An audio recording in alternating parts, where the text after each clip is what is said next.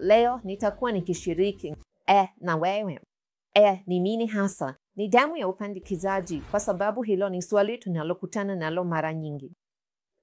Damu ya upandikizaji ni matone madogo sana au kiasi kidogo cha damu ambacho kinaweza kutokea siku 10 hadi 14 baada ya utungisho, wakati yai lililorutubishwa linapojishikiza kwenye ukuta wa mfuko wa uzazi. Na hii si kitu ambacho ni hatari. Mara nyingi inaweza kuambatana na maumivu madogo ya tumbo.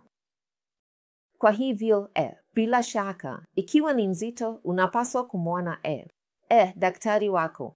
Lakini si kitu ambacho kinatia wasiwasi sana, au si kitu ambacho unapaswa kuwa na wasiwasi nacho. Inaweza kutokea katika baadhi ya ujauzito. Sio lazima kwamba itokee katika ujauzito wote, ingawa